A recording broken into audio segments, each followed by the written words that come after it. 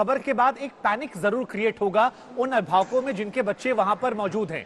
ऐसे में क्या किसी प्रकार की कोई बातचीत जो है वो शुरू हुई है? क्योंकि ये भी कहा जाता है ऑपरेशन गंगा के तहत अब भारतीय वायुसेना शामिल हुई, तो अब इवैक्यूएशन को लेकर तेजी क्या होगी, कैसे होगी? हम चाहेंगे थोड़ी आप राहत वाली खबरें भी दें ताकि जो अभिभावक सुन रहे हैं आपको, उन्हें भी थोड़ा सुकून मिले, उनके लाल, उनके बच्चे वहां मौजूद हैं। देखिए, भारतीय वायुसेना अगर इन्वॉल्व हो भी जाती है तो वो यूक्रेन में लैंड नहीं कर सकती है। कोई भी भारतीय वायुसेना का जहाज किसी भी हालत में इस वक्त यूक्रेन की टेरिटरी के ऊपर लैंड नहीं कर सकता है। वो इवैक्यूएट करेंगे तो सिर्फ हंगरी से, रोमानिया से या पोलैंड से ही कर सकते हैं और कहीं से इवैक्यूएशन नहीं हो सकता है। अच्छी खबर ये है कि अभी भी ट्रेन चल रही हैं। कल भी खार्किव से कीव के लिए ट्रेन आई है और यूक्रेनियन अथॉरिटीज इंडियन एम्बेसी की रिक्वेस्ट पे एडिशनल ट्रेन्स लगा रही हैं हिंदुस्तानी छात्रों के लिए। तो मेरा अनुरोध यही है, अगर जो छात्र हमें सुन पा रहे हैं या जिनके अभिभावक सुन पा रहे हैं, कि प्लीज किसी तरह से आप वोक्जालना जो मेन ट्रेन स्टेशन है वहां पे खार्किव में वहां पहुंचे। आप फिर भी किसी तरह से निकल पाएंगे, और जब तक आप नहीं पहुंच पा रहे हैं या कुछ नहीं हो पा रहा है, आप शेल्टर्स में रहें। प्लीज इसको लाइटली ना लें। कीव में भी गवर्नमेंट ने एडवाइजरी इशू कर दी है अपने नागरिकों के लिए भी कि कोई भी नागरिक बाहर अपने घरों में ना रहे, सब लोग शेल्टर्स में मूव कर जाएं। कम से कम अगर आप शेल्टर में मूव कर जाओगे, अगर आप इवैक्यूएट नहीं हो पाते अगले 48 आवर्स में, कम से कम आपकी जान बची रहेगी। ये मेरा आपसे निवेदन है। Over to you. ऐसी एक एडवाइजरी आज भारतीय एम्बेसी की तरफ से भी दी गई थी कि जो बच्चे हैं वो कीव को जैसे तैसे भी छोड़ दें, जो संसाधन मिलते हैं उनके जरिए छोड़ दें। एक खबर ये भी आ रही है कि शायद देर रात तक आज कोई अटैक भी जो रशिया कर सकता है। ऐसे में अभी अगर कीव की बात की जाए तो क्या वहां बड़ी संख्या में छात्रों की मौजूदगी है? आपके पास इसको लेकर कोई जानकारी? देखिए, मैं खुद पर्सनली लगा हुआ हूं। बहुत से छात्रों मेरे पास फोन आए हैं। मैंने बहुत से छात्रों को खुद यहां ट्रेन स्टेशन पहुंचाने में मदद की है। उनमें से बहुत से छात्र खार्किव से भी आए थे। तो यहां इस वक्त जो है अभी भी ट्रेन जा रही हैं कीव से लेके बॉर्डर एरियाज के लवीव के लिए, जहां से आप पोलैंड या रोमानिया के लिए इवैक्यूएट हो सकते हैं। ये सब अभी खुला है और हो रहा है। तो मेरा अनुरोध यही होगा, जो लोग यहाँ फंसे हुए हैं अभी तक, कल काफी छात्र गए हैं। कल मेरे ख्याल यहाँ कीव से स्टेशन से कम 1500-1600 छात्र यहाँ से निकले हैं। तो जो नहीं निकल पाए हैं वो आज निकलने की कोशिश करें, क्योंकि एक बार यहाँ कीव के ऊपर अटैक शुरू हो जाता है, निकलना असंभव हो जाएगा और आपको किसी के लिए निकालना भी असंभव हो जाएगा, चाहे वो इंडियन एयरफोर्स हो, चाहे कोई और ताकत हो। दूसरा, मैं उनको ये बताना चाहता हूँ, जी प्लीज। एक बड़ी जानकारी आई थी कि मरने वाले बच्चे का नाम जो है वो भी सामने आ गया, कर्नाटक का वो रहने वाला है, और ये बहुत दुखद खबर है। 21 साल केवल इस बच्चे की उम्र थी जिसकी जिंदगी चली गई है। अगर इसके बारे में कोई जानकारी आप दे सकें कि कैसे, किस हमले में ये शिकार हुआ, क्योंकि बताया गया है गोलीबारी का ये शिकार हुआ है, जिम्मेदार कौन है, क्या इसको लेकर कोई अपडेट अगर आपके पास हो तो? देखिए, लड़ाई में जिम्मेवारी तय करना बड़ा मुश्किल है कि किसकी गोली लगी है और किसके बम से किसकी मृत्यु हुई है। बहुत दुखद है ये, लेकिन ये जिम्मेवारी फिक्स करना लगभग इम्पॉसिबल है। मैं आपको रुकूंगा राजेश। इस वक्त एक बड़ी खबर आ रही है, खार्किव में भारतीय छात्र की मौत को लेकर यह खबर है। मैं आपके पास आऊंगा, आपसे जवाब लूंगा।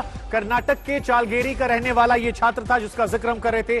केवल 21 साल इस बच्चे की उम्मीद है। शेखरप्पा ज्ञान गौदर इस बच्चे का नाम है। शेखरप्पा ज्ञान गौदर इस बच्चे का नाम बताया जा रहा है। कर्नाटक का ये रहने वाला था और इस बच्चे का नाम जो है अब वो सामने आ गया है।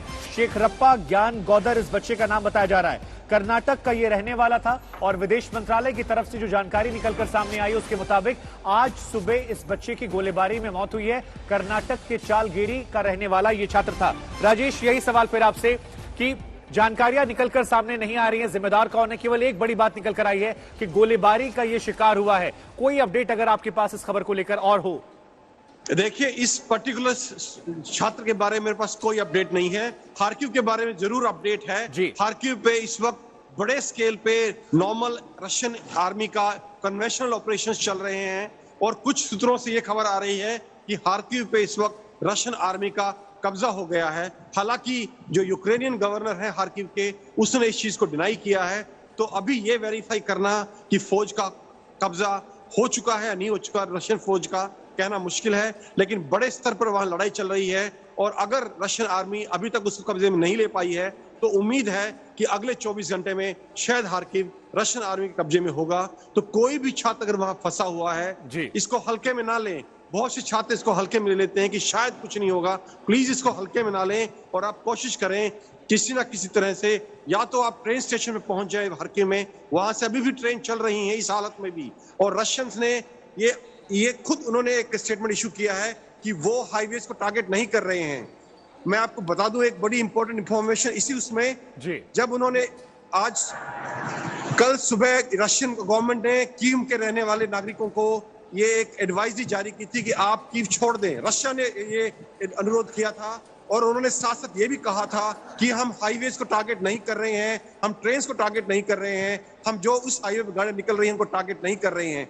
तो अभी भी संभावना है, अगर कोई छात्र हमें सुन रहे हैं तो प्लीज आप ट्रेन स्टेशन पहुंचे, वहां से आपको कोई ना कोई ट्रेन हर किसी से निकलने के लिए पक्का मिलेगी।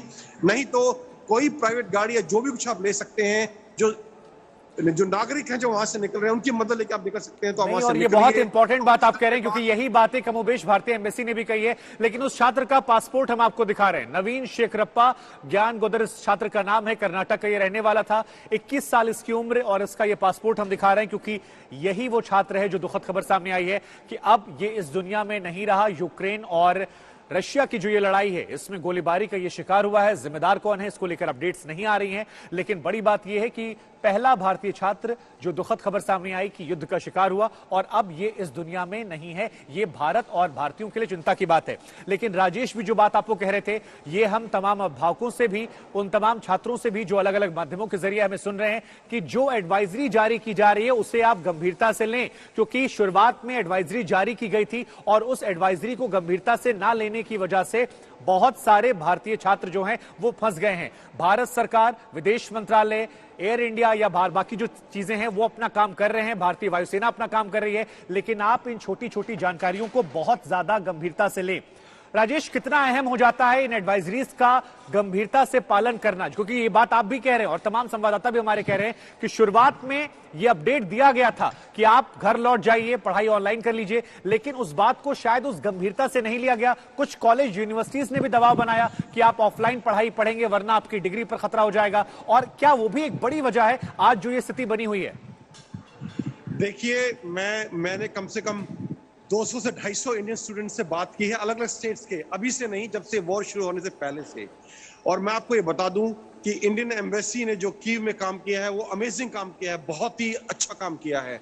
और उन्होंने टाइम पे फेसबुक के ऊपर, टेलीग्राम के ऊपर, जो ये सब विद्यार्थी यूज करते हैं, वहां उन्होंने एडवाइजरी डाली है, सबको पर्सनली कॉन्टेक्ट किया है, हर यूनिवर्सिटी को मैसेज भेजे हैं। तो जितना ह्यूमनली पॉसिबल था उन्होंने सब कुछ किया। लेकिन मैं आपको अपने पर्सनल एक्सपीरियंस बताता हूं, मैंने 100-150 छात्रों से बात की जो पीछे रह गए थे, वो इसको इतना हल्के में ले रहे